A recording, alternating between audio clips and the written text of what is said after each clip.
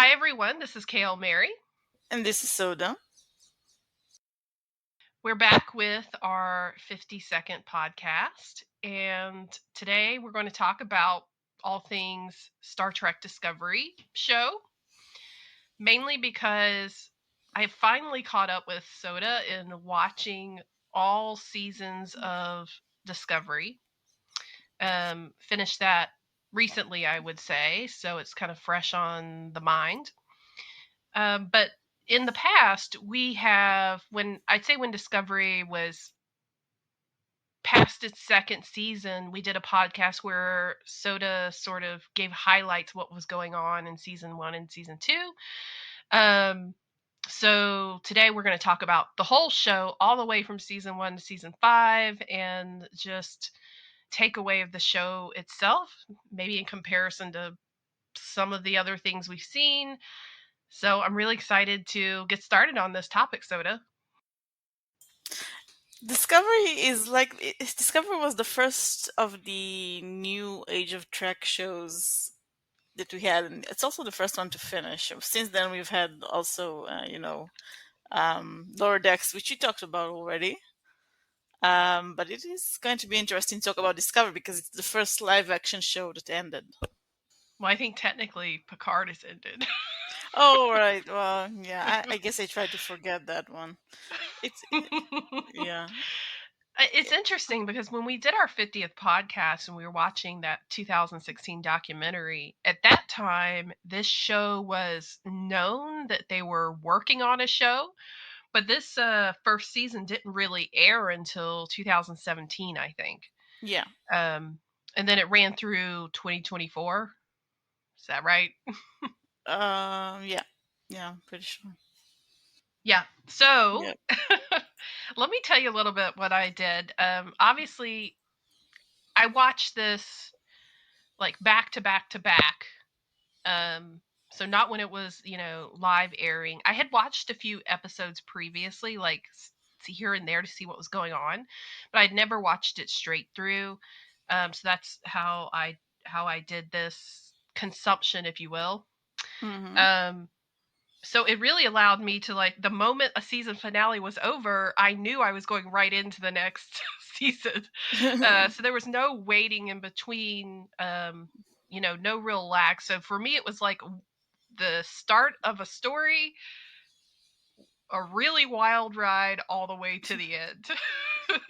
In fact, when I was like going back for each season and thinking, like, okay, like what happened in this season, because it was so much going on and Yeah. 5 seasons of content that I had to sit and really think about what I saw even a few months ago as the first season or the second season, because it's so much.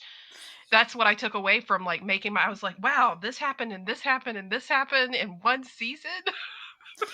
What? Yeah, I was just going to say that I think I kind of benefited from watching it as it aired because it gave me, Mm. first of all, it gave me a week between episodes because so much happens in every episode and so much happens in every season. You need kind of a breather, I think, between them.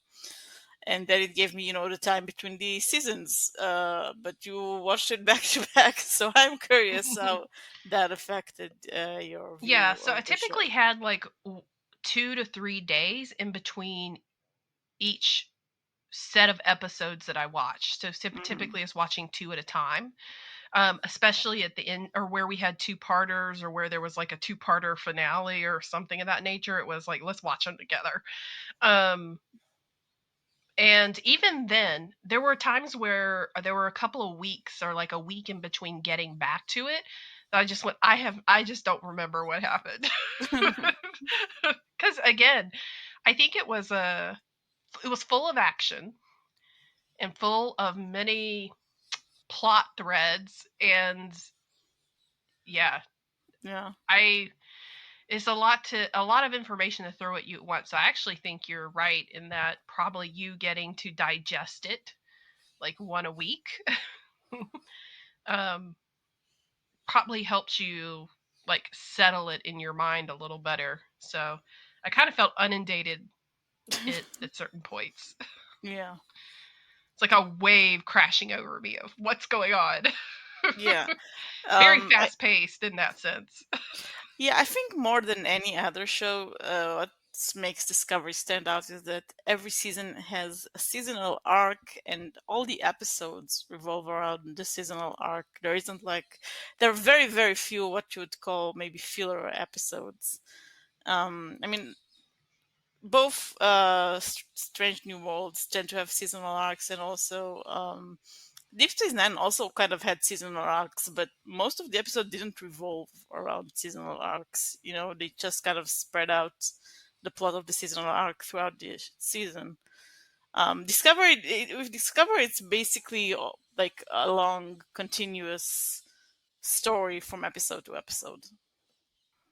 Yeah, we're definitely not back into like story of the week format at all. This is, if you missed an episode, you it's a good thing they had a recap because Yeah, and they covered some of the highlights to keep you abreast of what was going on. Like you said, everything from episode to episode, like there was something in there that mattered that moved the plot forward. As you said, around the main story arc, and there were just a lot of characters involved, which is kind of ironic because it feels like the crew of the Discovery is somewhat small. And we can talk a little bit about that later and how, like, why that may be. yeah, But when you start looking at all the other, like, other characters that came in and were involved or doing something or on the wrong side or in the background making more problems while they're trying to fix something, um, it's actually a pretty broad cast in that sense. yeah. I agree. With a lot of people with even though they weren't, like, say, on the main bridge crew, a lot of people outside of Discovery were reoccurring characters That's outside of true, Discovery and crew. yeah, and Yeah. I think the common complaint about Discovery is also that the bridge crew, the main crew of Discovery, was for the most part not very well fleshed out. Um, Yeah. so we got to know those like background characters way more than we did like characters that appeared consistently throughout the show. I was actually going to say I probably know some things about some of the characters off of the Discovery crew, more about them than I know about who was piloting the ship Yeah, or navigating or, standing back there at that station and had like one-liners every 5 episodes. yeah, It's interesting because if you just looked at I mean, even if you just look at a cast list for any of the seasons, especially once you get season 3, it's there's just so many characters. And a lot yeah, of them really involved in the plot and not just like in the background, you yeah, know. yeah. Yeah, Um, honestly, when I think about it, I think season three is the season where most things happened, from what I remember. Like a lot of happened. A lot of important stuff happened. A lot of things that actually aren't that related to the main story happened, but they also kind of are. It's kind of weird. But yeah, like three different major things happened in season three in 10, in like 10, 13 episodes, something like that. yeah. Yeah. So I'm not surprised if it has the most characters because so many things happened there. Wow, how do we even start unpacking this? Well, let's first start with there are basically two eras in Discovery. It has only 5 seasons, but there are two eras, right? There are the first Yes. couple of seasons, which are set about 10 years before the original series time. So they're like the prequel era. And then the three last seasons are set about like 900 years in the future or something like that, right? In the 30th or 31st century. It's either 800 or 900, that's correct. Yeah. So let's start with the first era, I guess, the prequel era. Um, the first season of Discovery is very, very different from the rest of it. It's so true. Yeah. Um, They're in the thick of a war. yeah. It's darker. It's very It's dark. yeah. It focuses on like the Klingons and I think it's trying to be like hyper realistic for some reason. There is a lot more focus of about things you already knew because it's a prequel. So we see a lot of Vulcans, a lot of Klingons. Um, Section 31 makes a surprise appearance. Right? Yeah. Yeah. Uh, uh, the Mirror Universe, obviously, Yep. famously. So, well, I guess if I had to talk about season 1, there were so many Star Trek elements that we were already used to, like you said, that we kind of knew about, that culminated into like the craziness that was going on. But if I had to recap what season 1 was, it is um, Michael Burnham Hmm. kicks off the Klingon War Yeah. and gets her captain, the captain of the Shinzo, Philippa Georgiou, killed. Basically, is charged with mutiny. So she goes away for just a little bit. We kind of like cut to fast forward.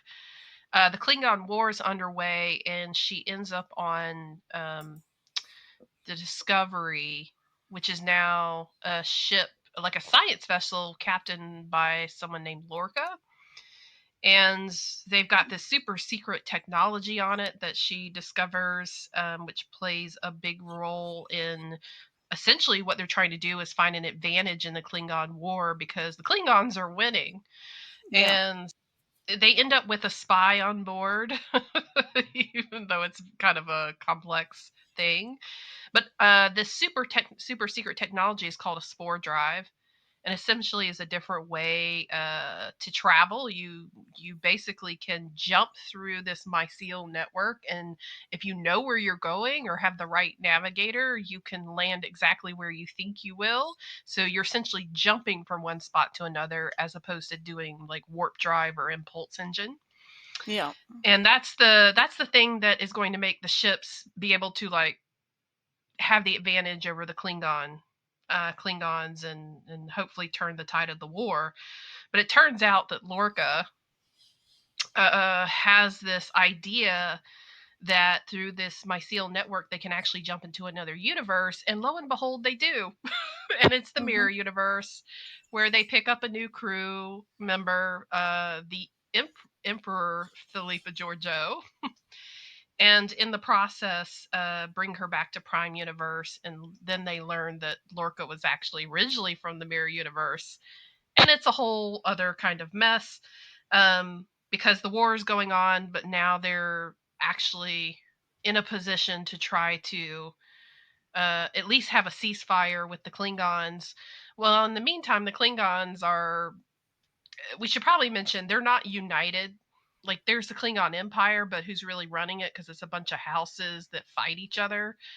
So this war is supposed to be their cause to unite them together, but at the end of the day, it's turns out to be something else that unites them, some small faction, which Yeah. plays a part in the whole season. But if you think about it, it's like, okay, we're in a war. Michael shows up on the Discovery, some weird, super secret stuff going on. They develop this spore drive. They get into the mirror universe. They come back, and they somehow manage to, end the war. Is that right? Yeah, I think so. Um, m- That's a lot um, for a season. That's a lot of yeah, elements. So it's like and it's a a pretty brand new short season. technology. Yeah, and it's a Yeah, pretty I short know. season. It's not like the old stuff where seasons were like 20 plus episodes long. Yeah. Yeah. But to be honest, what I want to know is like sitting in the writer's room, where do you come up with, let's go into the mirror universe in the middle of the Klingon War and bring back somebody, and have it turn out that someone from the mirror universe had already made his way into the Prime Universe and was actually controlling the most important ship in the whole fleet. Yeah. So what I figured out, I think, is that the original plan for the season, Mm. um, there was like an original plan, and there was what we got, because the original plan of the season, I think, was supposed to be like a sort of anthology where we follow a different character every episode. And Michael Oh. Burnham wasn't supposed to be like the main character. There was supposed to be like a new character every episode we follow. And then it got scrapped for some reason, and we got what we got. I remember while watching the season and being around the fandom, there was a lot of speculation around who Lorca is, because it was very obvious from the get go. There was some sort of mystery around this character. Oh yeah, he Um, was not normal by any means. yeah, and people try to guess, and basically the answer we got that he was from the mirror universe. No one liked this answer. Everybody thought it was like the cheapest cop out ever. Like, um, yeah. Um, so yeah, the season feels messy. It feels messy because it doesn't know what it really wants to say, because on Right. one hand, you have Michael Burnham and her whole story, because she has an arc in this season, sort of. She is, of course, as it became famous, Spock's adopted human sister, who lost her parents to Yep. Klingons. She was responsible for starting the Klingon War. She was also a mutineer. Um, she basically, at the beginning, we see her being the first officer of the Shenzhou, and very very close with Philippa Giorgio of the Prime Universe, not of the Mirror Universe, of the Prime Universe. Um, and then she basically loses everything. She loses her status. She loses the trust of Starfleet. She loses faith in herself, basically. And throughout the season, she gets assigned to Discovery as an ensign, basically, right? And she has to work her way up again. She was basically given a second chance, Yeah. which could have been interesting. The problem is it kind of veers off into a whole mess of things. The politics and the mirror universe and the Klingons, and we keep cutting back to the Klingons. And the Klingons were another thing a lot of people complained about in the series. Mostly because they redesigned the Klingons again, like they did, in the Next Generation. But this time, the Klingons speak exclusively in Klingon, which is one thing, and they also wear huge rubber masks all over their faces and bodies. So you can't really see facial expressions that well. So the actors are given the impossible task of acting both without their own voice. They're acting in essentially a foreign language to all of them, and also acting without us being able to see their facial expressions. So a lot of the Klingon scenes felt very, very wooden. Um, that was it was a really bad decision from whoever made it, I think. And no one really liked it. So every time they cut to the Klingons, they were groaning because there was going to be a scene that dragged on forever, because everything felt wooden and robotic, and there was no really way to get emotionally attached to any of the Klingon characters. Right. And it was just very convoluted what they were Yeah. up to. One, because they didn't have any real commander, Yeah. someone calling the shots and like what was going on. So you basically jump from like faction to faction and kind of like what were they doing and who's planning what, and it was almost like at some points you just went like, why should I really care about what's happening over here? Yeah, exactly. I got a lot of whiplash from this season, and because I guess we watched it in such a condensed manner, by the end of it I was glad to see it over with. Yeah. Felt like I had been on an amusement park ride. Being in the war, getting in these sticky situations, there's weird things going on. Oh wait, now they're in the mirror universe and now they're back, and I don't know.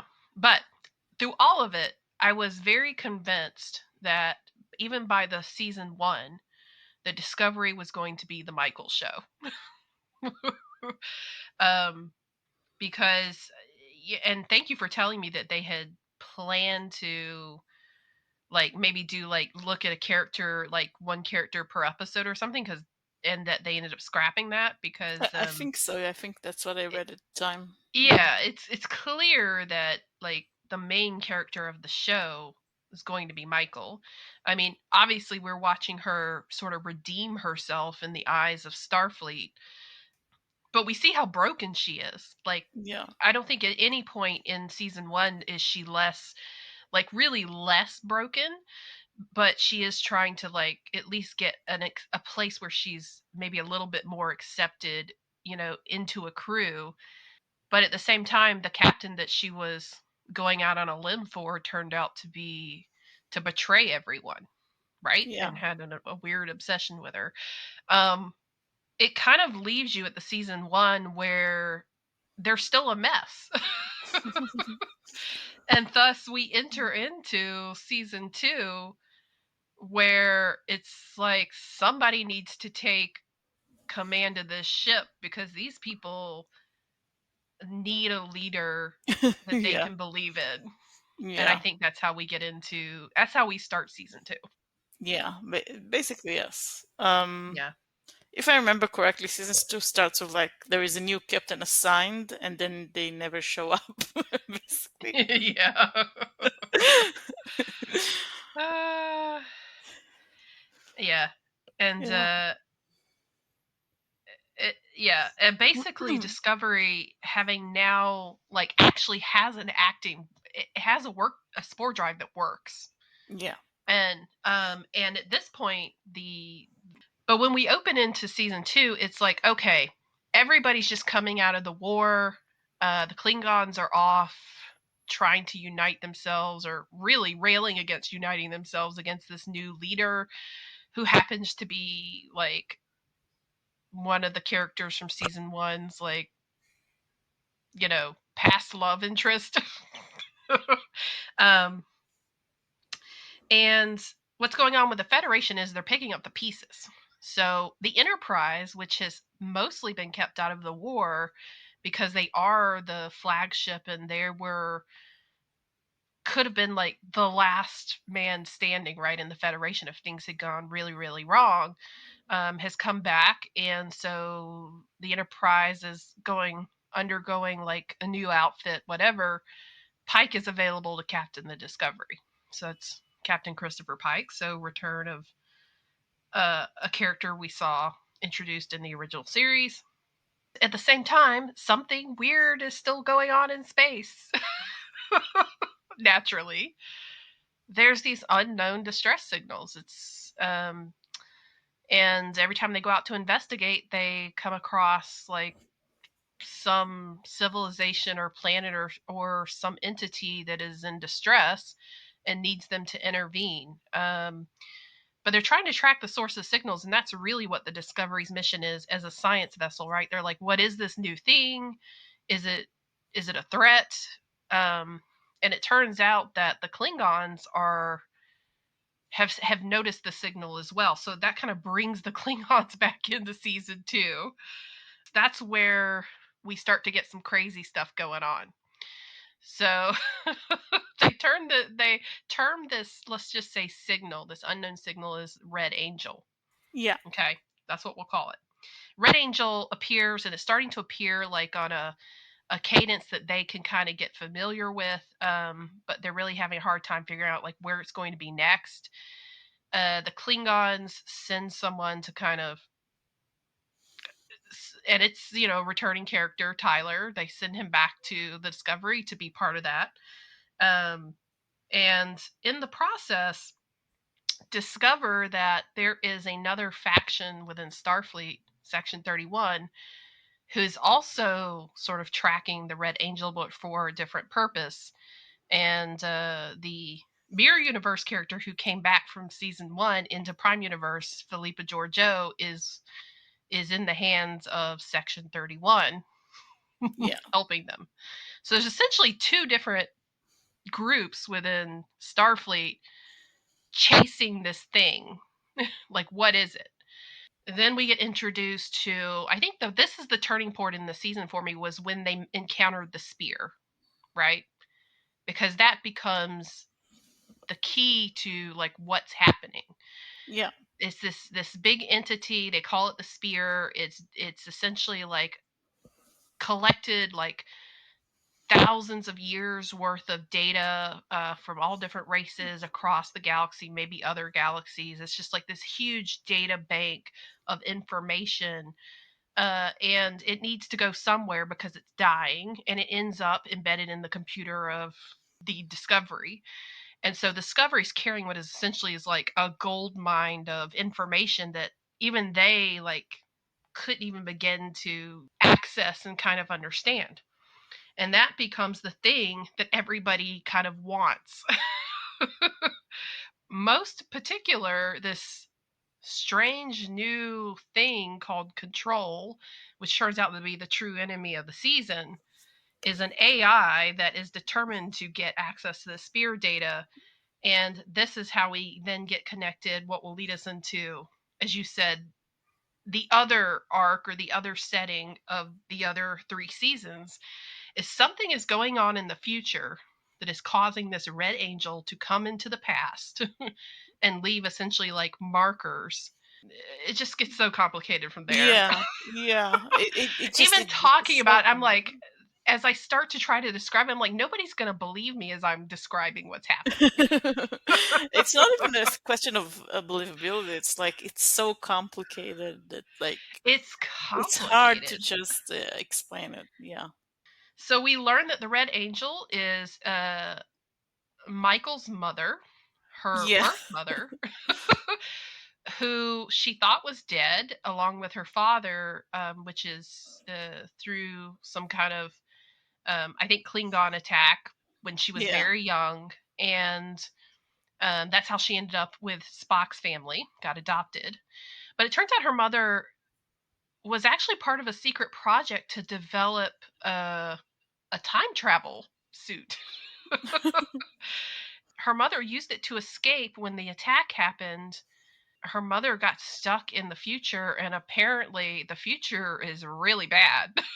Like things went really wrong. So she has been jumping back to the past as part of this personal mission, but also to defeat an enemy in the future called Control. And Control is this like super AI that is determined to, I don't know, wipe out all life. You know how that thing goes. it's Skynet. It's basically Skynet. Yeah. Yeah, it's Skynet. And if it comes back and gets a hold of the spear data, then it will have the means to know how to just take control of everything and wipe out all life. So, um, So it shouldn't have that. section, yeah, it shouldn't have that. And guess what? Section 31. I think they're trying to suggest like maybe control originated in Section 31, some experiment they were doing. It Yeah, I got wouldn't be loose. surprised. Um, and so Section 31 is like, uh-oh, we let control out of the, like Pandora's box. Yeah. And it's very complicated, but they want to get to the spear data. Control wants to get to it. Discovery has it. And basically, as long as the spear data stays within the current time, the prime universe, like this time before TOS, they're just gonna, like, in every scenario they lose, right? The Red Angel or Michael's mother is like, you guys, like, I have yet to find a way to stop Control from getting it.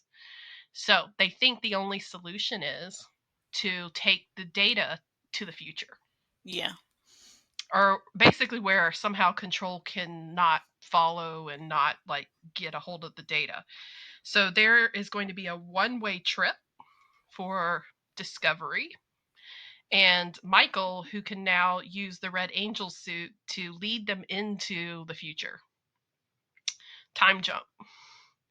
That's where we kind of leave the end of the season. So that's how they exit their first era. Yeah. And also, on top of that, they make it clear that this is a very secret mission that no one is allowed to talk about if they stay behind in their original time. which is, Right. I guess, the explanation as to why Michael was never mentioned in any of the other shows. Yeah. Yeah. Oh, and I guess I should mention, like, this is where Spock shows up. Yeah. Spock shows up because the angel, for the most part, he's the first one who can see the angel, right? Who can see Yeah. those alerts for some reason. Yeah. He's contacted at first by the Red Angel because Michael ran away when she was young and he needed to go save her because she's integral to, getting things Yeah. fixed, but also because she happens to be the Red Angel's daughter. Yeah.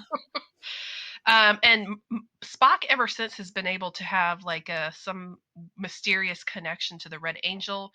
He doesn't know if it's real or not. He really doesn't know what it is, like what these visions are. And at the beginning of the season, he's essentially checked himself into a mental institution Yeah.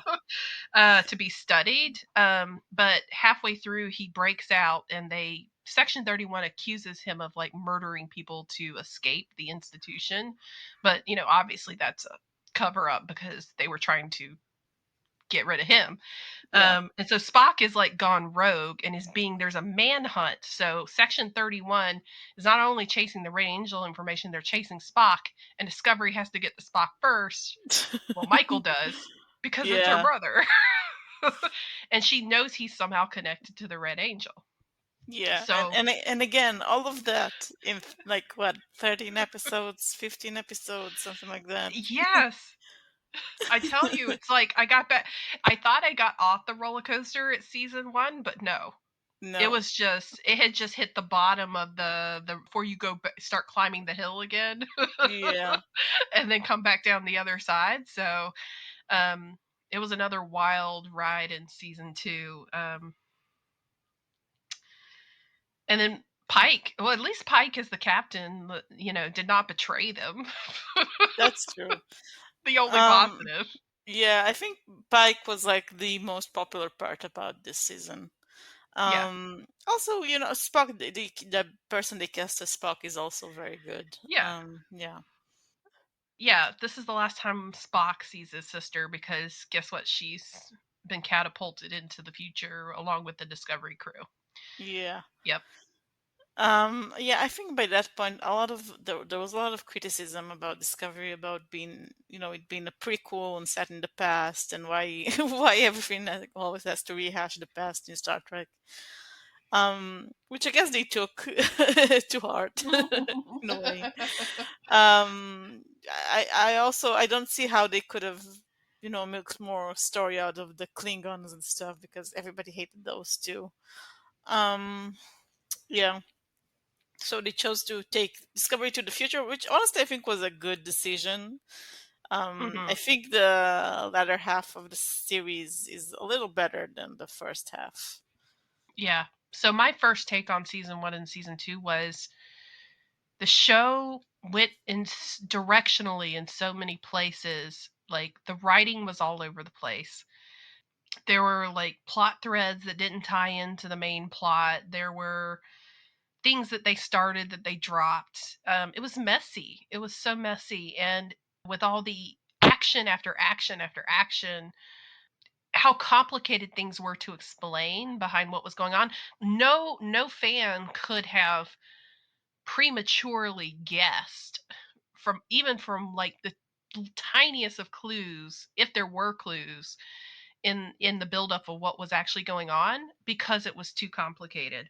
Yeah. So, as a story being told, I'm surprised that I was determined to slog through it. I was going to watch it through, Yeah.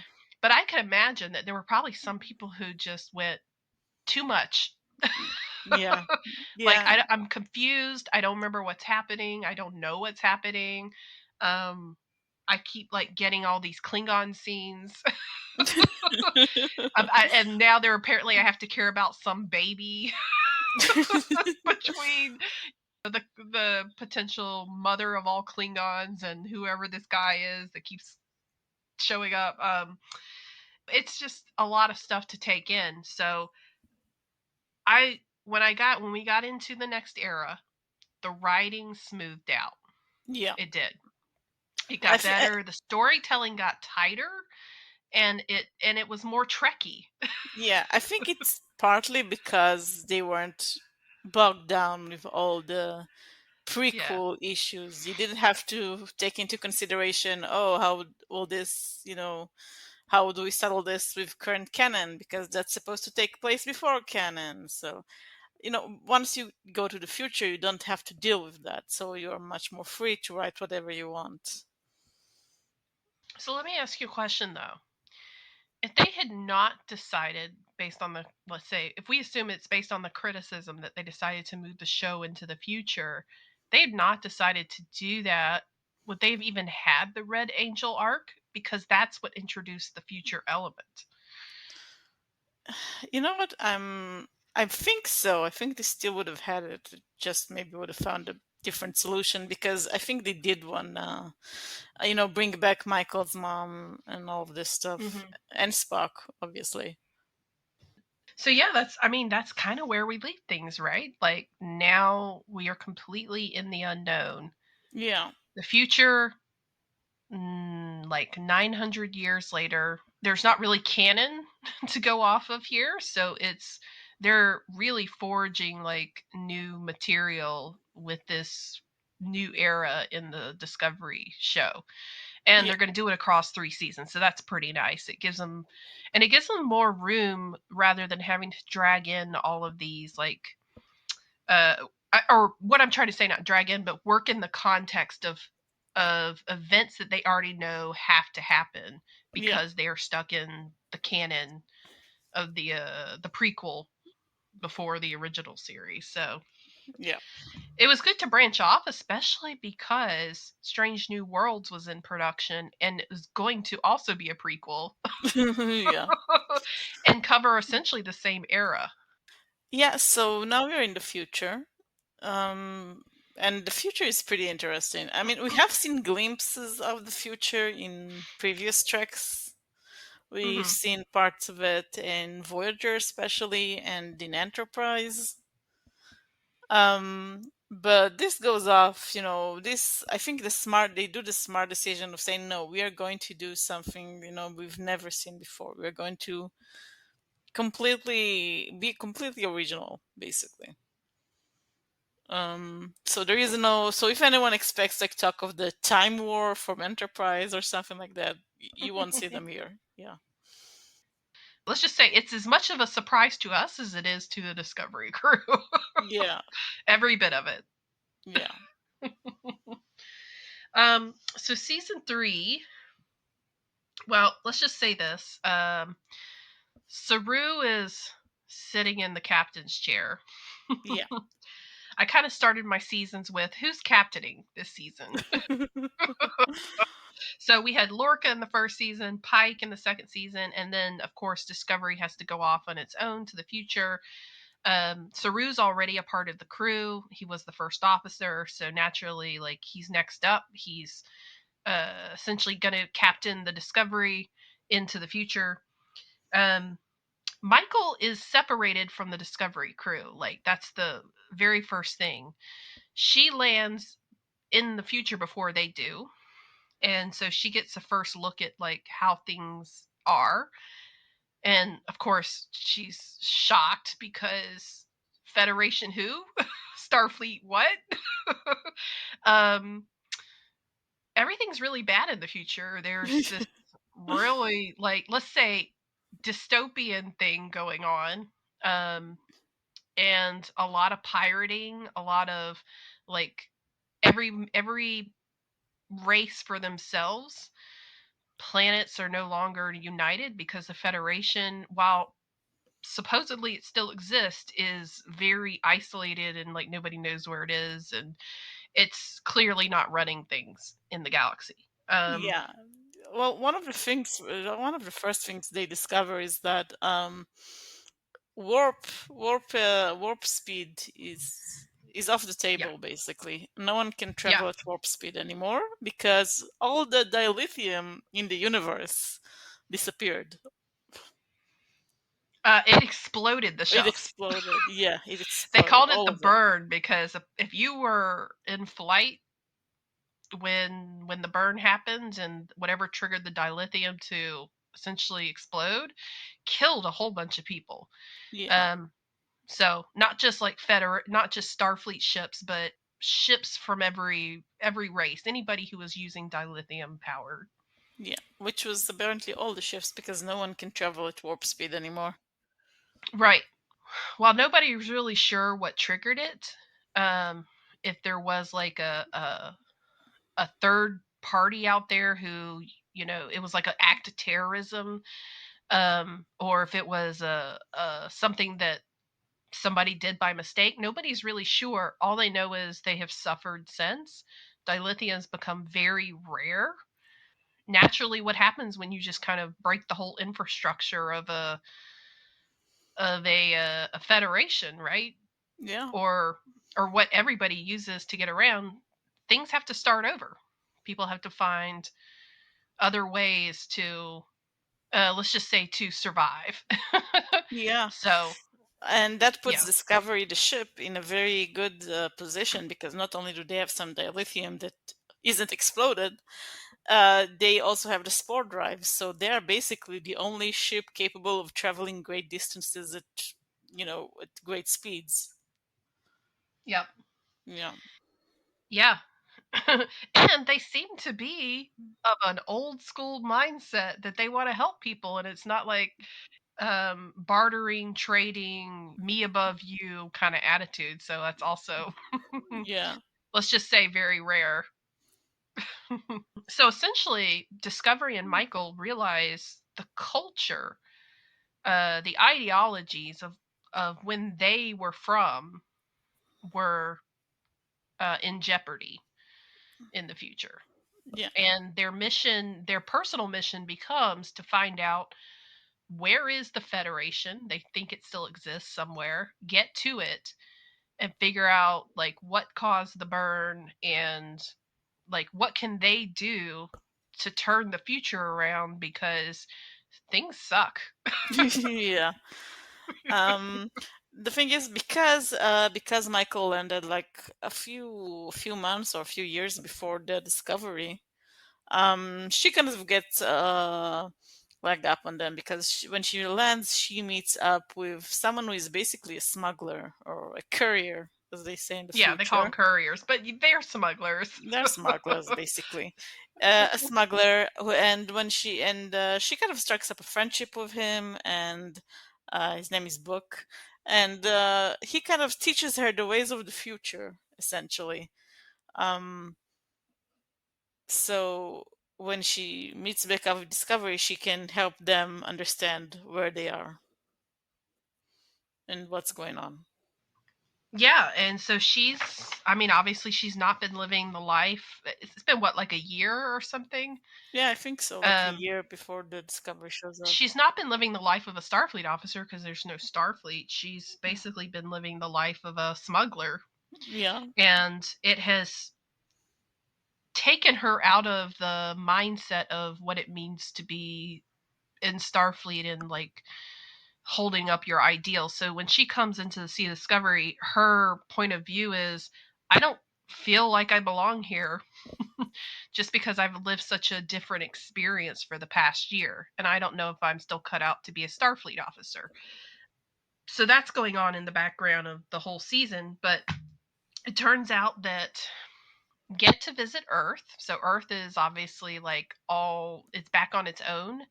It's one of those that's like isolationists that have, kept themselves away from everybody else. It's not part of the Federation. And that's where they discover someone, who is carrying basically like a symbiote, what you yeah, would see the Trill have, right? Is carrying an entity called Tall, who is the first clue to figuring out the coordinates of where the Federation is. Ultimately, they do, right? They go yeah. through a series of events to uncover this information. They figure out where the Federation is, and they essentially insert themselves and say, "Hey, guess what? We're here. We're the Discovery. We're from the past. We know what the real Federation is like because, Yeah, we the lived time in we it. come from, things were much much better." And I'm sitting in the background going, "Oh well, they weren't peaceful." Yeah, But point taken.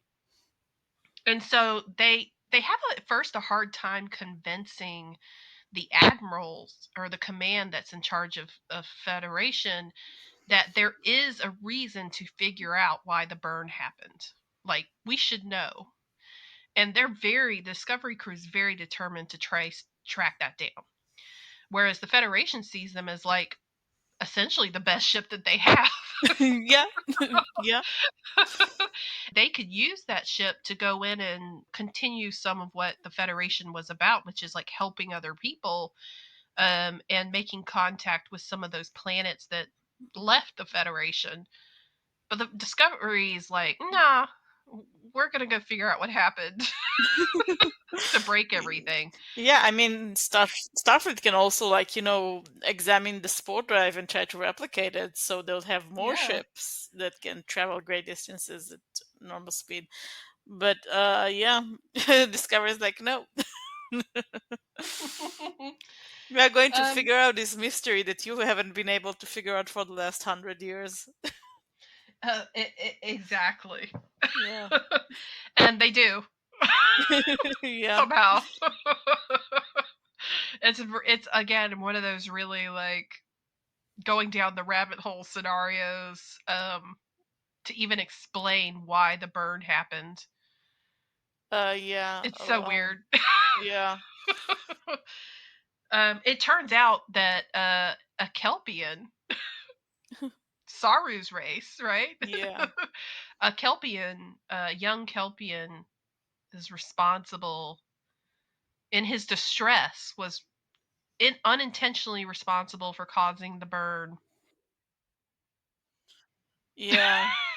It was kind of a convoluted. I don't really remember how we did it, but like he was part of, like, he was born on like a mission of a Starfleet mission of like scientific discovery or something, and everyone, including his parents, kind of died because of crash landed somewhere, right? And then everybody but him died of radiation, but they kept him in like an isolated room. um and when everybody died, he was like super distressed, and then somehow his distress caused like a wave of energy that destroyed all dilithium somehow. I don't remember how. The planet had some. I can't remember. I thought the planet had like the biggest dilithium repository. Yeah, something like Whatever that. it was, it somehow his distress was amplified through whatever the planet was itself.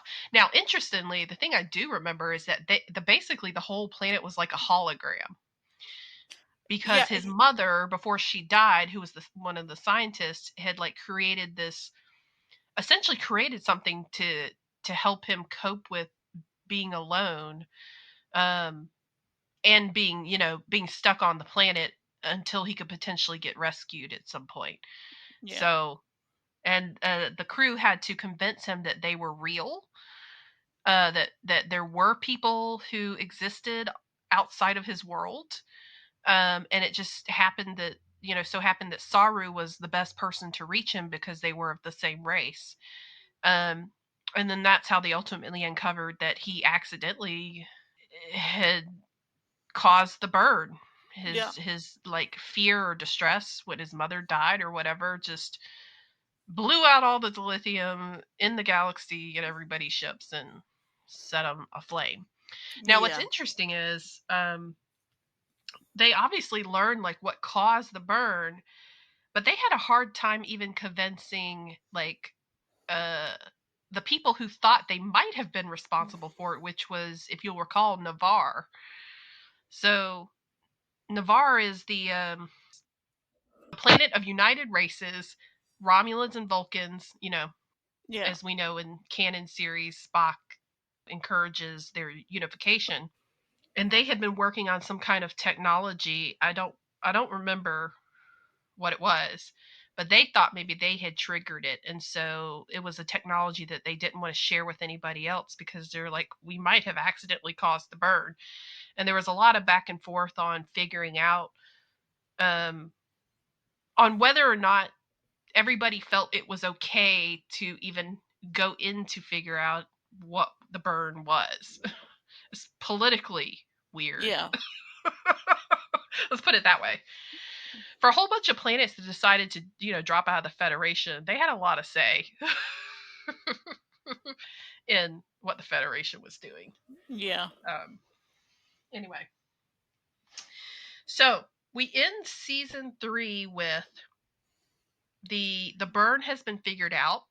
The Navarre has been absolved of any responsibility for that. The essentially what caused it has in a sense been contained. I mean, the Kelpian has been taken back to his world to be resocialized with his race and with his people. Yeah. So they're able to soothe people that there's not going to be another burn. There's not a malicious terrorist group out there that is just waiting to ruin things again. So this is an opportunity for the Federation to kind of come out of hiding and reach back out to the planets that left the Federation and be like, let's rebuild in the right way now. We have access to this dilithium planet. We can share it with you, and we'll share it with you if you let us like talk about you rejoining the Federation or new races joining the Federation. So they're trying to rebuild, and that's where we kind of leave season 3. Yeah, that's true. Yeah. Yep. Um, Overall, I think season 3 is actually my favorite of all the Discovery seasons. Mostly because I didn't feel it chased the one story as much as the other seasons did. Because well, it kind of did, but also the story kept pivoting because it was like at first it was like they were sending to the future and Michael and the ship were separated, and the goal of the first like 3 episodes was to reunite them. Mm-hmm. And then it was to find the Federation, and then it was to figure out what the burn was. Yeah. So I think that this was the season that was paced the best, in my opinion. But so I sort of liked it. It also introduced a few good characters, like Admiral Vance, who is in charge of Starfleet essentially in the future, Yep.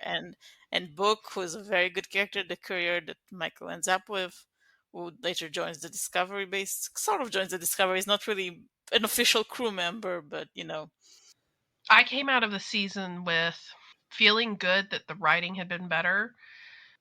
The end part of it was convoluted. How they explained the burn, yeah, why it had to be like this small group of Kelpians, like because the small group of Kelpians got pulled into this like random place in space with all this dilithium. To me, none of that really made sense. But I agree, but because the entire season didn't revolve around that, I could forgive yeah, it. yeah.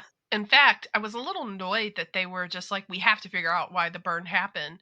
But I understand that maybe the message there was if we don't get closure and assure people that we can start working together again and like start trusting each other again, it wasn't one of us, being able to rebuild their utopia would be much more difficult. And so that was sort of the yeah. I also thought like Discovery wanted closure.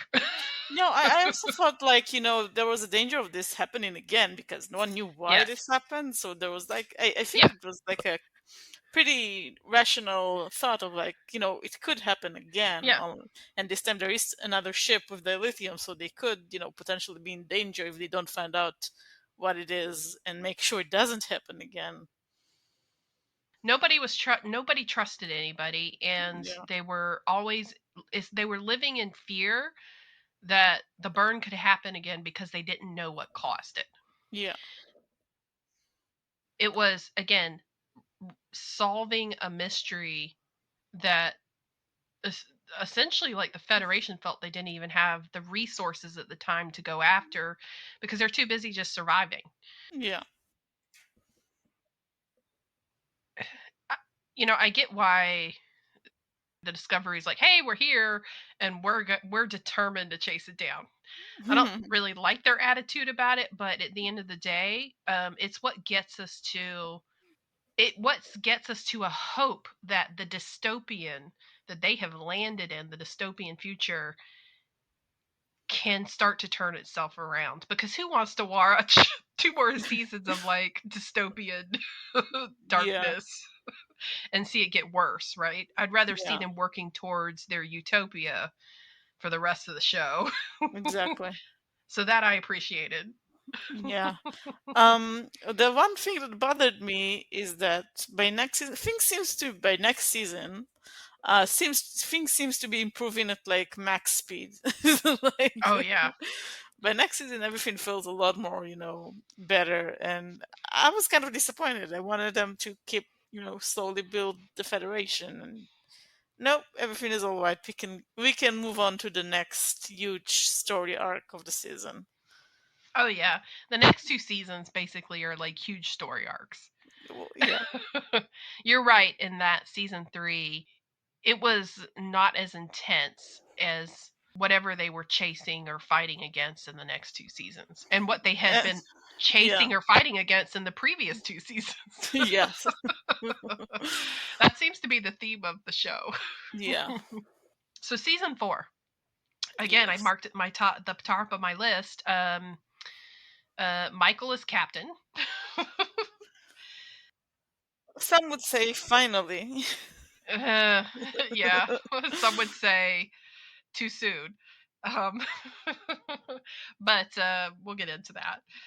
Saru has obviously taken a leave of absence to help the Kelpian that they discovered like reintegrate into society. Um, so Michael's got command of the ship, and I mean, essentially, this is like you said, we open to like things are moving along quickly. They're reaching out to planets left and right and getting people signed up to be back in the Federation and passing out dilithium here and there, and worried about in the background, right? The Emerald Chain, which is sort of the like smuggler ring that was ruling things in the dystopia before the Federation started popping back up.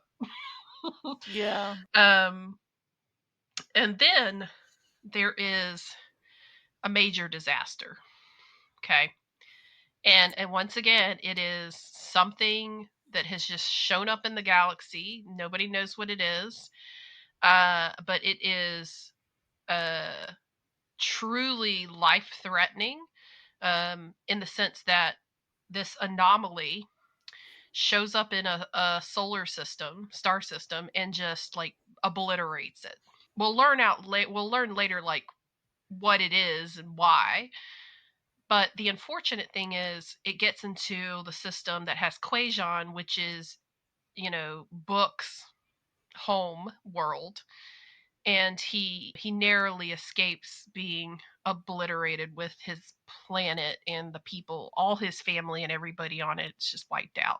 So we basically get what is termed like a genocide through this unknown, I'll say, device that showed up in space in that area and just started blasting, like sending a wave out and blasting things. So suddenly everybody's scared again, yeah, because the burn is over. They've been assured the burn is not going to happen again. But now this brand new threat has shown up. They don't know what it is. And it is like, it is planet killer. It yeah, is. So it's like all hands on deck. We don't know which system it's going to show up in next and wipe out.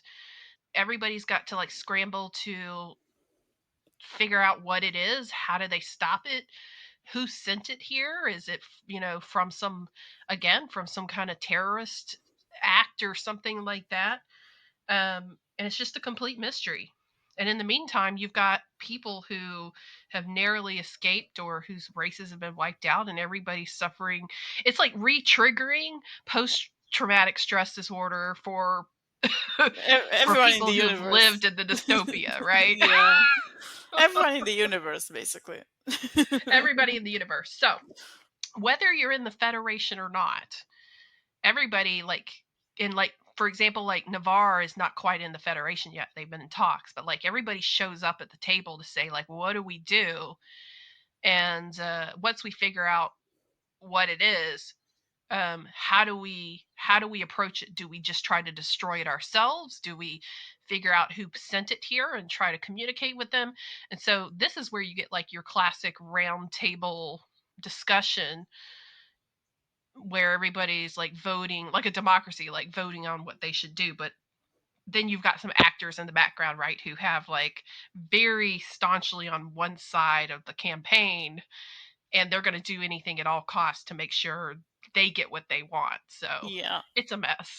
it's a It's a mess. mess in that sense, but it's basically from the first like episode, you have to go at breakneck speed because you don't even know what like deadline you're on, but you know it's a very short one because Yeah, what if it showed up? What if it, and as it does at the end, towards the end of the season, what if it shows up in like the solar system, soul system for Earth, and it just puts it in jeopardy, and you can't evacuate everybody in time? So yeah, ultimately they realize the device is collecting like borium or some kind of element, yeah, I guess, out of the planets, and so it just kind of like destroys them and collects what it needs and it pops out of existence. They realize it's coming from another galaxy, somehow popping in and out through the galactic barrier. And it must have been created by this species that they've never met before, that probably isn't even in their own galaxy, and they call it 10C. They just give it this generic name. yeah, So, who is 10C? How are we going to contact them? Do we just treat them as a threat and like attack back? Or what do we do? And basically, you end up with a divided camp on how to handle it. They vote. The Federation says we're going to go the more peaceful route first. We're going to try to make contact with them, and hope for the best and tell them like what they've been doing and hope we get through to them. And then the other half is no, we're just gonna like nuke it. We're just gonna nuke whatever it is, and if the backlash goes back onto 10C, who cares? Like they yeah, deserve it. So that's essentially the season. Yeah. yeah, And as you would imagine, Discovery being like the quickest ship there is, gets to like take on the mission of trying to contact 10C. A lot of science involved in this season. I'm not yeah, going to say I followed all of it, but somehow they're going to have to. They managed to get through the barrier and get into 10C's, like I'll say, neck of the woods, into space where they exist. And there's some, let's say, a lot of misunderstandings at first because they're a race that does not communicate in the traditional sense. Then there's eventually they work it out. 10C did not have any idea that they were committing. they didn't know they were hurting people. Yeah, They didn't know they were hurting people. They themselves had endured a life-changing event. Their planets had like been destroyed practically, and they had to like move into another part of space. They would not intentionally like make others suffer the way they suffered. So it was a misunderstanding. But the unfortunate thing is, at the end of the season, the the bad guys, I'll say, or the one bad guy, hmm, we can talk about him later, who's determined to just connect into the device and like potentially not just blow it up, but connect into it to leverage its power to use it to his own purpose. Um, they accidentally do end up like blowing it up, so they almost ruined the peace talks. yeah, Or whatever it is, the first contact, I'll say. It's not even peace talks, it's first contact, and can you please stop killing us? yeah, They essentially get the message through. 10C finds another way, or agrees that they will find another way to collect the material they need, and that they will try to think of a way to make reparations for the damage that they've caused and the loss of life. The end. Yeah. yeah. Well, a little thing, a big a big plot point this season that kind of Oh yeah. also has a ramification for the next season is that the planet that gets destroyed is Book's planet, and Book is very very upset throughout most of the season, and at the end he basically almost helps the bad guy with his plan, only to change his mind at the last second. Yeah. Yeah. Oh, and I guess I should add, like, the backseat enemy in this whole season is the Emerald Chain, Yeah. which is like essentially the Orion-led smugglers network, where they deal in like slave trade and whatever, black market stuff. And um, their world is changing, right? Because now Federation has access to dilithium and is kind of like freely giving it out Yeah.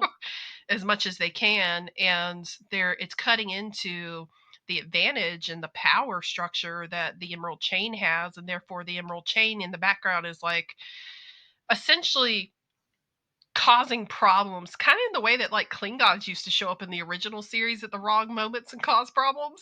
Yeah. Exactly. Yeah, that's kind of what they do in this season, um, because they don't like what's going on with the shift in the power balance, or the balance of power in the galaxy. So they don't do much more than that, though, to be honest. Let me tell you, I like this season, not because of the big bad threat. Like, to me, that was like motion picture Yeah. motion picture like enemy. You don't know who it is. It's like universe destroying, big stakes, whatever. I get that. That Yeah. shows up in Trek all the time. Um, so that aside, I liked most that we got to see more of the races that were coming back into the Federation, Oh and the yeah. way that everybody was just trying to work out how to work together again, and how to trust each other, and like do things like vote on a very divisive topic. Everybody's so used to taking care of themselves and protecting themselves that they might have to give up some of that in order to go for the greater good. I mean, we saw that play out with Earth, right? Um, Earth itself was in the line of fire at the end of the season, and though the person had agreed to, like, the person representing them had agreed to go on the mission, she was swayed to the other side because she's just like, I have to be able to protect my planet. And I think these, trying to work out how to even communicate, and we don't even know who this race is, like, is a waste of time. So it really tested people's, like, what people were made of, and I enjoyed in the season. Yeah, I agree. Like I said, I think the third season was kind of better overall at pacing wise, but Hmm. the fourth season was also pretty decent. Um, I enjoyed the focus on Book as a character. I think he's a very good character. Yeah, I like the bad guy too. Basically the villain who wanted to destroy the 10C species. I thought it was kind of interesting too. And also the Emerald Chain was kind of pretty fun. Um, yeah. yeah, as far as the bad guys go, I think 10C is kind of the most Star Trekky of all of the Hmm. ones we've seen so far. I agree with you. Like, I like the mix of characters. I love Book. Me too. Book is So, a great character. Yeah. Book is a great character. They invested a lot in making him good. Yeah. My one problem is that like I thought it was like Mhm. his plant was. I get why his plant needed to be destroyed for his role in the season, but it Yeah, was also like we barely got to know it. I know, and it was a shame, right? They Yeah. they have a tendency to do that. Yeah. Wipe out the, like, oh, I really like that, and then the next episode it's gone. Forget about it. Yeah. Yeah, it certainly was to cause him, emotional turmoil, and like to essentially push him to a place he usually doesn't go, which is like vengeance. he had a good arc in the show. I was frustrated with him a lot because I'm like, this is not what you want to do. Come on. But I think they pulled it off well. Yeah. Obviously, that cause Book is close to Michael. We'll talk more about that later, but it caused some rifts in their relationship because essentially he turned against what was the group that was supporting him in order to go do something that they thought was extremely dangerous and not for the greater good. Even though they could understand his position, it was still like anyway, you Yeah. get it. Yeah, I just think that like a story like this probably should be reserved to like after we know a character for a few seasons, not like Yeah. a season after we meet them. But also, Yeah, Discovery had a time crunch because yeah, the seasons were very short and they only had 5, so I get it. they do spend a lot of time on Book's character. They do, yeah. Yeah. So in this new stuff, so anyway, that takes us into season 5. That threat from season 4 has been eliminated, or let's just say resolved. Yeah. Michael is still captain. Has she been promoted to admiral yet? No, No, maybe at the no. end. I don't remember. She's still captain of the Discovery. Basically, she gets involved in a reconnaissance mission from the super secret side of Starfleet. Surprise. That they need her to go recover some kind of artifact um, that is, should not fall into the wrong hands. But of course, being super secret, they're not going to explain anything about the reasoning behind the priority mission. So they send her in, and another ship is going in to assist them because they're going into like this black market trading planet, whatever. Things go awry. The artifact like falls into the wrong hands. There's actually two couriers who are trying to get their hands on it as well. Or actually they kind of stumble on it and then they get it and run off with it. But so ensues what I call the treasure hunt race. Yeah. This is the The, treasure hunt season. this is the treasure hunt season. So that's exactly how I thought about it the whole time.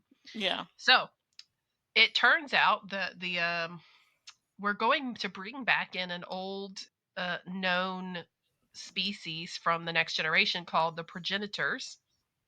We supposedly created all life in the galaxy, Yeah, seeded life in the galaxy.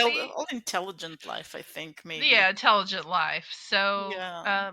this device somehow was the progenitors and may be the key to once again seeding life and possibly even regenerating life. So it's very, very, let's say, dangerous in the wrong hands, dangerous in Yeah. the right hands. And the Federation is trying to get to it first. So the treasure hunt races on. The couriers are after the pieces that make up the device. The Discovery is hot on their trail. They're all trying to figure out the clues that are left behind. They get like clues and they have to figure out where it is and then they drop in. They get a test every time they land somewhere and like have to find the device, like a test of character. Mostly these are for Michael. Um, and then in the background, we learn that the couriers are actually also running from the Breen Empire. Yeah. It would be really bad if this device like became known to the Breen because, yeah, you don't want Yeah. it to go to them. Um, which is exactly what happens. Of The course. Breen learn that it exists. They start chasing it, and then it becomes a really like a race of time. A race for time to get to the device itself. Ultimately, Michael and Discovery are kind of ahead of the game on that, despite the Breen intervening and trying to steal it from them. I mean, technically they do. Michael still manages to be the first one to contact the what's left of the progenitors or like their hollow image. I don't know how you describe it. Um, And she passed all the tests. She's got the character strength to be the person to inherit the knowledge and the power that comes with their using their device to create life. And she goes, "Yeah, let me think about it. Maybe not." Yeah. They managed to thwart the Breen getting it. The Federation kind of wins the day, but Michael herself makes the decision that nobody gets that technology. Yeah. The end. The end. And then because it's the last season, we have like kind of a resolution to a lot of characters on the show. And we get a look into like Michael's future. Yeah. Um, Man, we forgot to mention throughout this whole series that at some point Discovery becomes sentient. Yeah.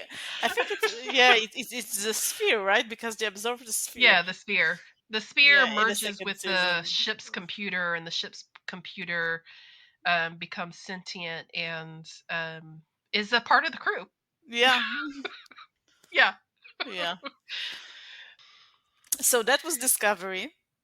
Um I will say this. The I think the concept of like first of all, I do want to commend them for trying something new.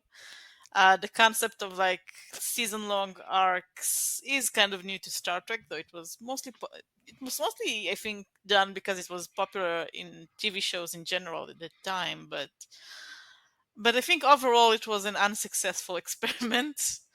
The pacing for the most part in most season was pretty poor. Hmm. The fact that every seasonal arc was also, it had super incredible high stakes. Like every story was about saving the universe was also very exhausting. Every season could have just been a movie. Yeah, very If you very cut long it movie. down to like the high stakes, Yeah, without all the complicatedness that required it to be multiple episodes. yeah. um, Yeah, and like we said, the fact that they didn't have really a room to breathe because of all those seasonal arcs and the episode count mhm. meant that we barely got to know the ship's crew.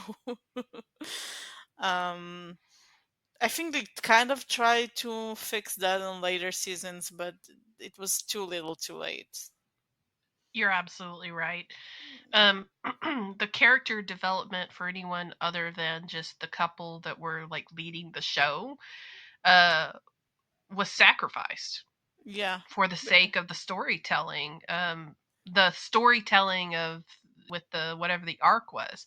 It's a shame because I think what people like in their Star Trek shows is getting to know the crew that has to deal with day-to-day life and living on a starship and the the weird and sticky situations that they get into. So, and how they just all interact together. I mean, we got snippets of like how people were together, but for example, some of the familiar faces on the Discovery that were there for all the seasons probably didn't even have a page of lines for the whole show. yeah, And it's like only in, like you said, in the last moment in like season 5, where say like Reese, for example, got to go do something, or yeah, the other guy whose name I can't even remember finally like got to get in on the action, get off the ship. I was like, I don't care now. yeah. I mean, there was an episode in season 4 where Michael takes Owoshikun to a mission, and it's like, Yeah. And then wow, Depper goes on a mission, and then but yeah, then it's just, and they say something about them personally, and you're just like, move on. I mean, I don't know you, exactly. and I don't have time to know you because the 10C are right there. Yeah, exactly. Oh gosh. I call this show, like the whole show is to me the Michael show.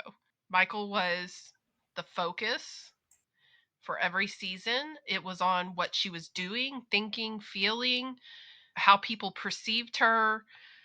As for a character arc, it was her character arc from, day one all the way until the end of the show and how she evolved. and that got the most screen time for development of any of the characters. It's no surprise, of course, that she ended up our captain of Discovery, because it's like if you invest that much in one character, it's to an end game. Yeah. They're going to be you're developing them into or rehabilitating them into the right kind of leader to be a like a starship captain that would be like a Kirk or a Picard. So I understand why they were investing in her that much, but it just felt so unbalanced. Yeah, I think maybe, in the original series, they also kind of hyper focused on like Kirk and Spock Hmm. and to a lesser extent McCoy. But because it wasn't like, because it was an episodic and because they had low budget and because there weren't a lot of reoccurring outer minor characters from outside the Yeah. ship, the British crew did get some characterization. We did learn some things about Uhura, about Chekhov, about Sulu, about Chapel, even. Yeah. Um, Some of those characters got their parts in their episodes. Scotty got accused of murder. Come on. yeah, exactly. um, but they got their moments. Yeah, but because Discovery had so many reoccurring characters from outside the ship that kept coming back and were more interesting, the British crew just never got a chance to shine.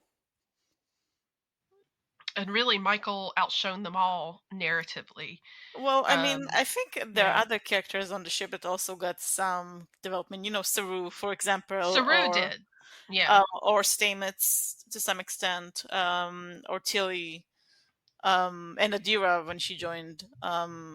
Yep. But yeah, but they weren't the bridge crew. They aside from Saru was like the first officer in the last two seasons and the captain in the third. Um, they weren't the bridge crew. The bridge crew who was there all the time just felt like cardboard cutouts just sitting in those places. Yeah. Yeah, Hmm. It's a shame.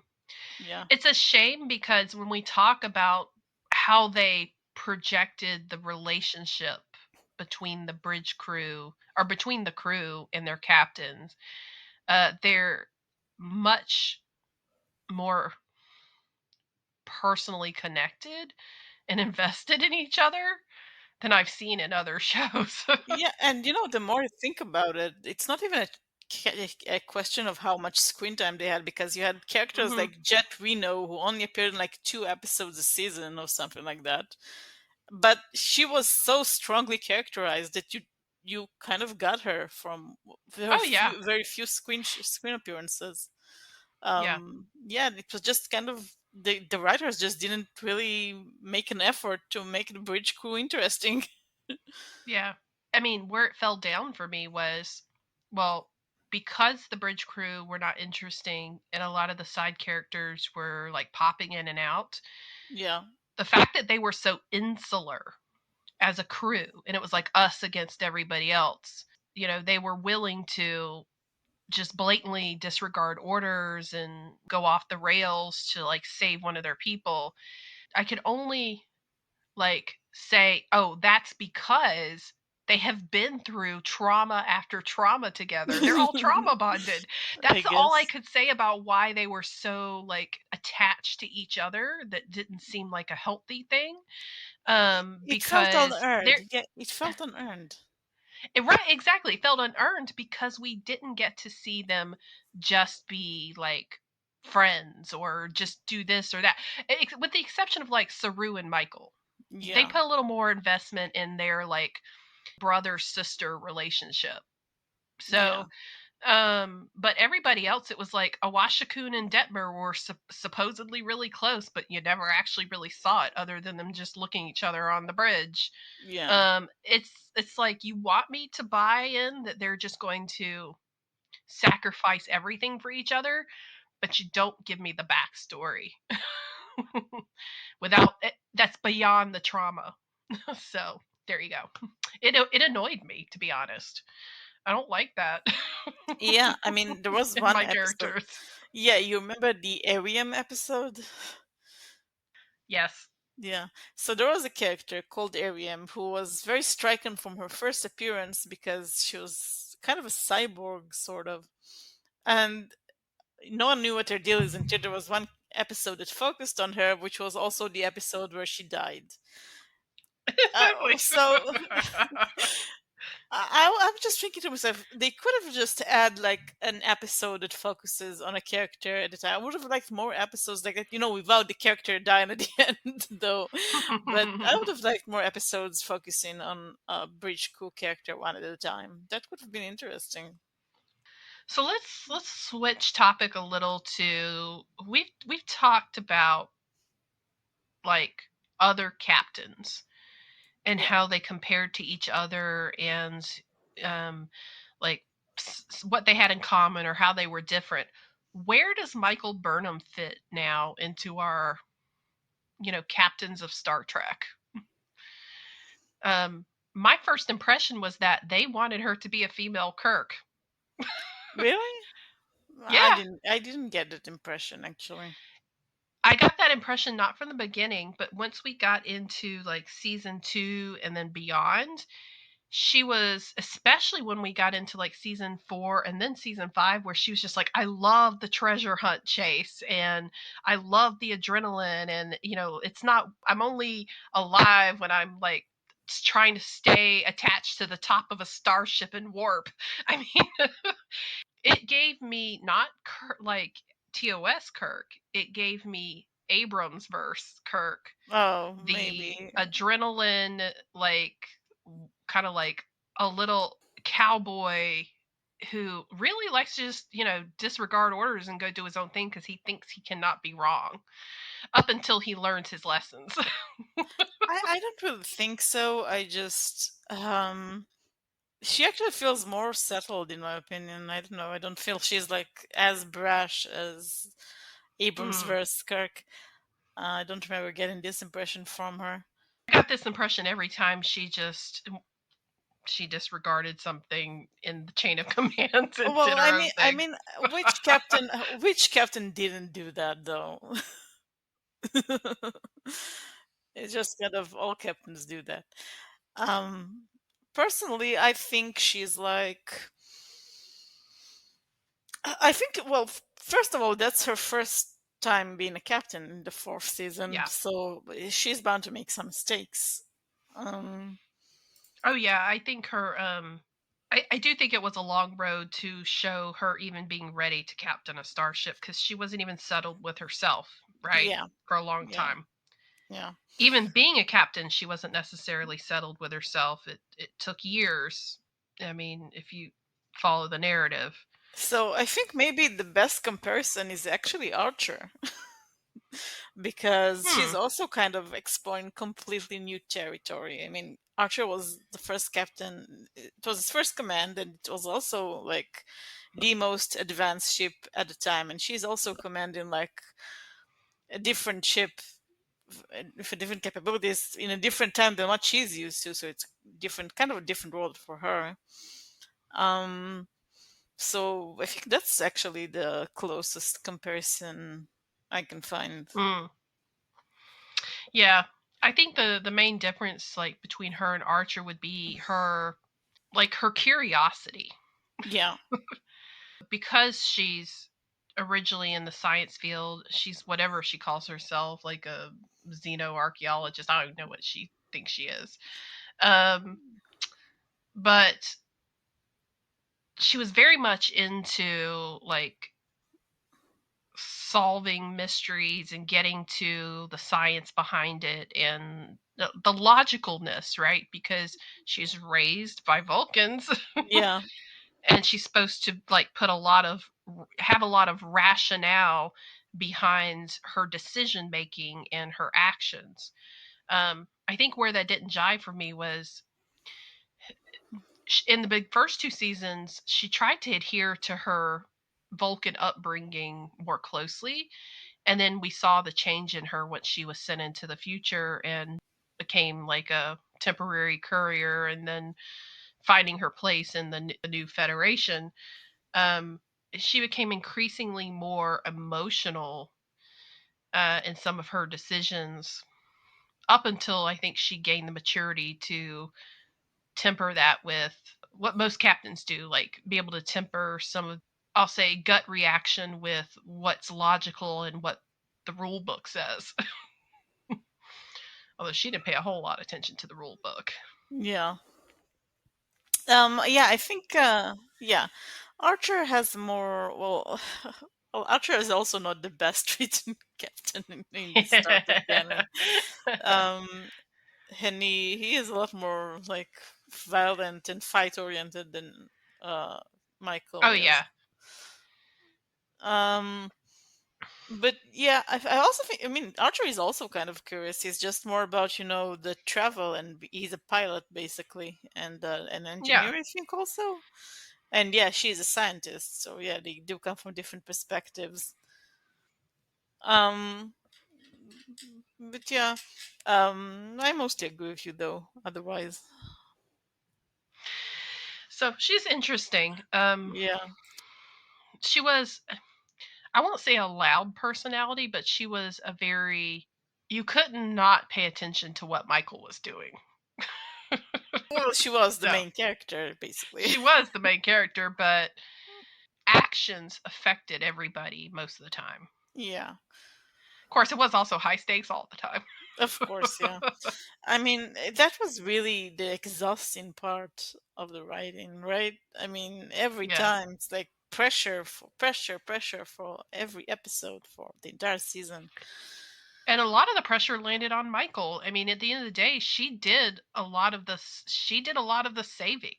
Yeah, It was like her quick thinking or her final action or her decision that kind of ended the season and like resolved the situation. So they let her be in the savior role quite a bit.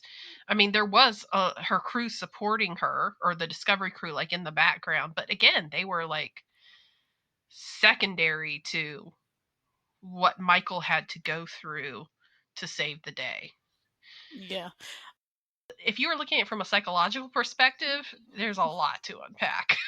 Well, yeah. I mean, when I said finally, when the fourth season we discussed her becoming a captain, I mean, it's because usually when a character is, when a new Star Trek show comes on and a character is basically the main character, they are the captain, or they become the captain pretty quickly, or the equivalent of a Right, captain. right. But it was kind of frustrating that Michael kind of started out as an ensign, and it took her 4 seasons to get to the captain chair. Hmm. Um, that's why I basically said that. Um, But if you think about it, like the captain and maybe being the main character of the show and getting to be in that seat and make those decisions, she had a lot of like power, decision making power and influence for someone who was working her way up the ranks yeah, in every season, that's more true. so than your average like lieutenant or commander. It was disconcerting at times. Well, I mean, on one hand, yes, but on the other, it's also the fact that Discovery's chain of command is all messed up. The captain Oh dies yeah. every season. Just everything there is like all upside down. And it's, yeah, I kind of get why she has so much power, because they aren't really adhering to normal Starfleet ship structure. Yeah, this You is know? true. This is true. Um, so Yeah. okay, so enough about Michael. So who was your favorite character and why? Mm, probably Book. Yeah, probably Yeah, Book. I agree with that. Book is just is a great character. When we meet him, he's like a gruff first impression. He likes to give a gruff first impression. But he's a genuinely very nice guy, very friendly. Um, he cares a lot about people. He cares about animals, which very much endears a character when they care about animals. Yeah, Um, yeah, and he's written he's there is a complexity to his character too. It's just is really enjoyable every time he's on screen. Really, yeah. yeah, It was really nice because they took a lot of time to develop his backstory. Um, he's out and acting as a smuggler essentially, but kind of on the sly, trying to save like species that are endangered. But we learned that like he's gone against the status quo at home, and he's left to do his own thing, so he's not necessarily like close to his family anymore. um, but a lot of his actions are driven by uh, his moral compass, right? Even Yeah. if he's technically doing like illegal acts or things like that, but then he has a little bit of a fun side. He's soft in some ways, but he can keep pace with Michael. Yeah. And he can thankfully bring a little rationalization to some of the wilder things she wants to do.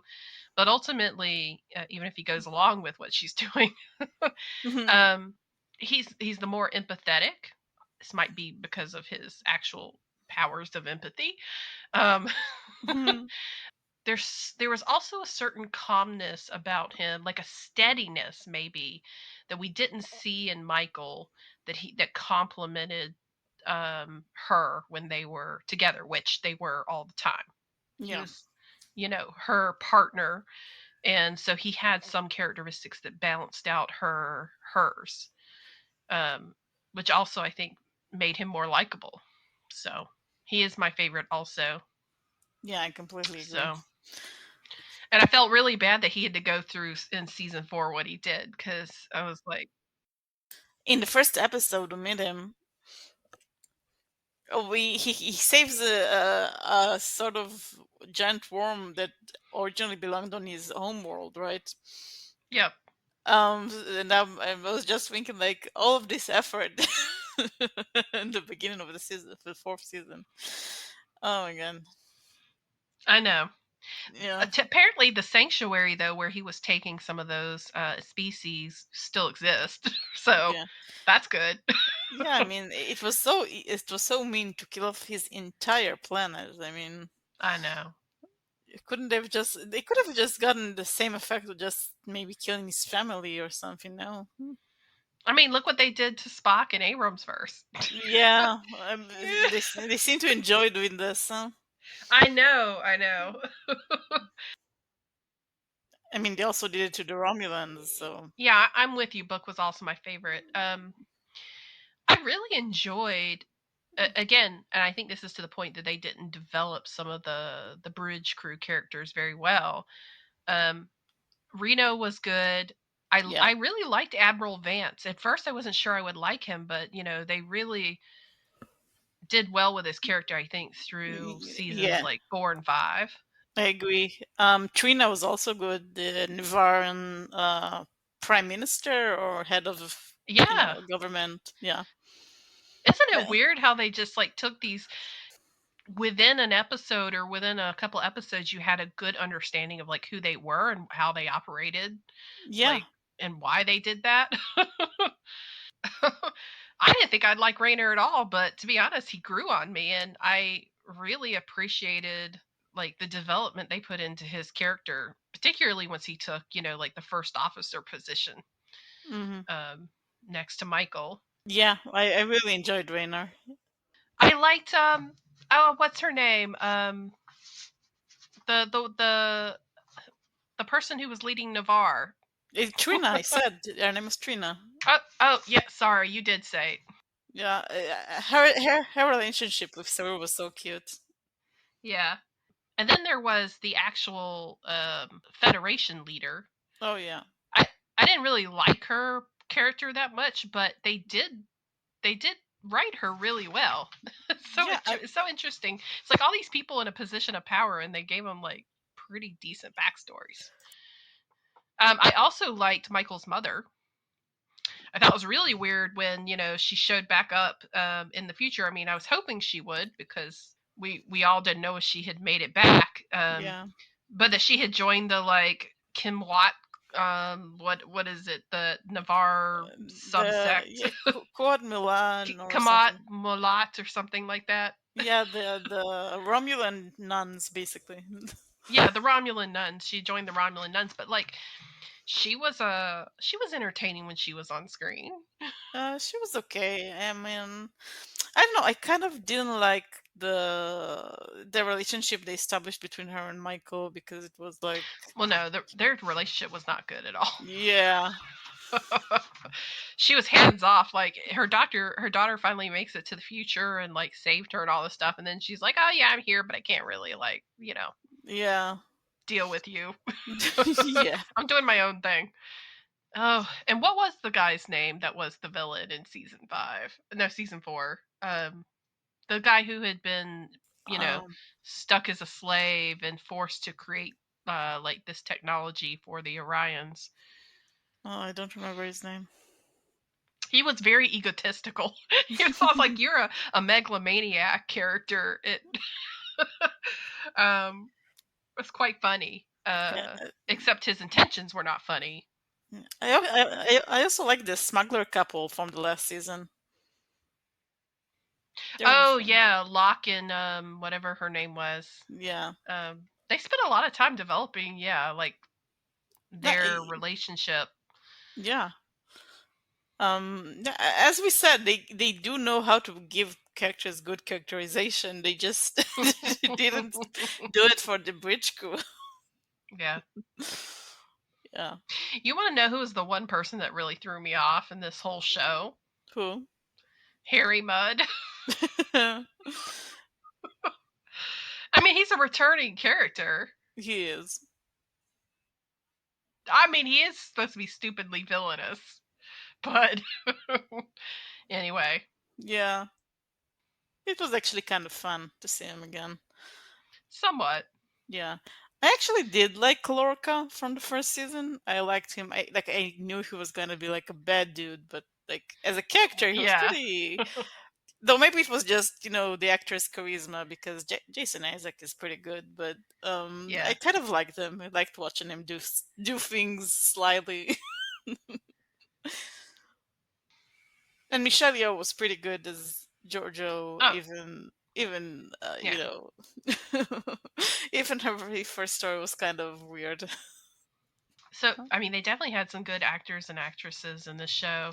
What do you think was like probably the most pointless like thread in the show? What do you mean by pointless? It didn't add anything to the show. Probably the Klingon stuff from the first couple of seasons. Mm. I mean, it did kind of add something to the show because they were central to the plot of the first season, but they're also very tiresome. Yeah, Yeah. What do you think? I agree with that. Yeah. But they're not my number one. What is your number one? The teenage angst between Adira and their boyfriend Gray. Yeah.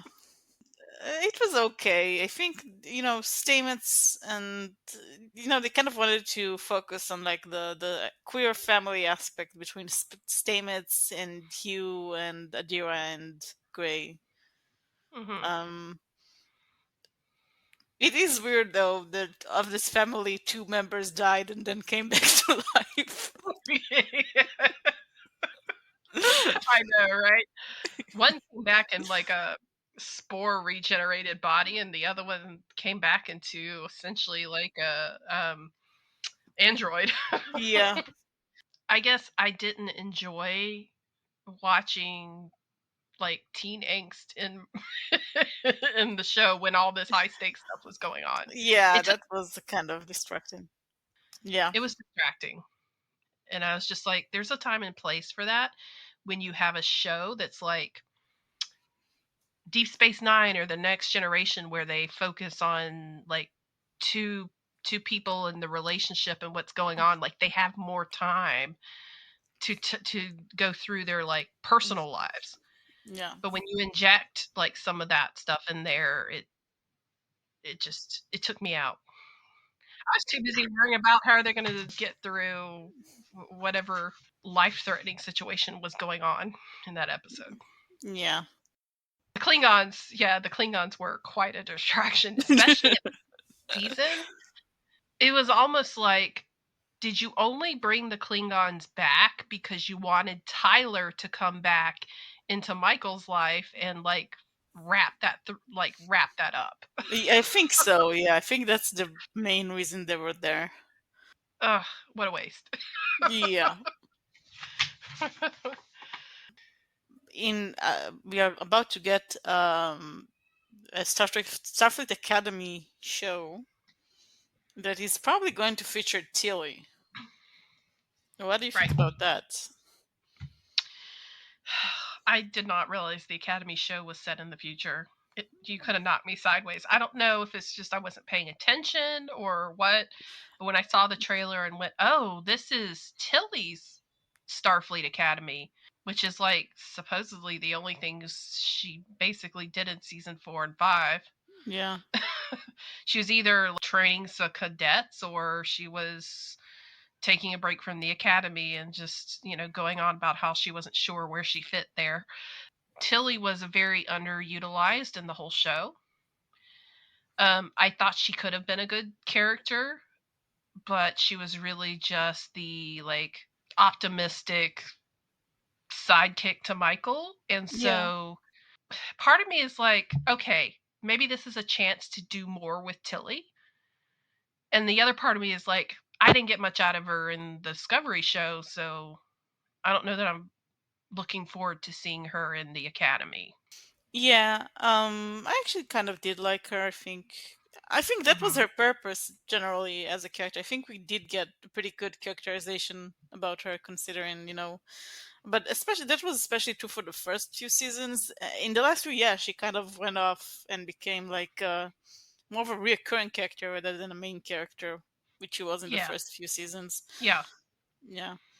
Um, maybe it was something behind the scenes, like maybe the actress was busy with something. I don't know. Um, but I don't even know if she's going to be a central character in the Starfleet Academy show. It just seems like she Mm. would be there. Maybe she would be there for an episode or two. I have no idea. It would make sense that she should appear because she's the Yeah, connection between an already existing like show and Starfleet Academy. It would make sense that even she would be in the first episode and make some cameo appearances if she's not the focus. Which yeah, I hope not, because I would think the cadets are the focus. that's true. But yeah, I am curious to see where this goes because different writers are working on the Starfleet Academy Mm-hmm. show, if I'm not mistaken, and I am really hoping that they aren't going to have like a universe-threatening danger every season in Starfleet Academy. Good Lord, Um, please don't send the cadets out to save the yeah, universe. This yeah. is not a lower decks. Even in lower decks, they didn't do it every season. No. Yeah, Oh, you know what's funny? I wanted to say comparison wise, Discovery. Um, the only ship that was like maybe in more sticky situations than that was the Cerritos. yeah, um, yeah. yeah. Okay. So what else? That's basically it.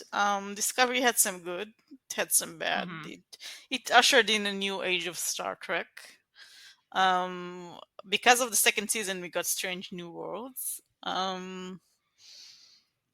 Overall, I think it was okay. It wasn't the worst Star Trek show ever, but it certainly had very obvious flaws. Yeah, it did. My greatest appreciation for it is that we got to see like new technology and new races and just new stuff because of the Yeah, future arc for 3 seasons. So I appreciated that. yeah, I agree. Yeah. All right. Well, that was our recap of the Discovery show. Certainly, again, a wild ride. Yeah, But yeah. So if you've got any thoughts or opinions about the show, let us know. Otherwise, until next time. bye.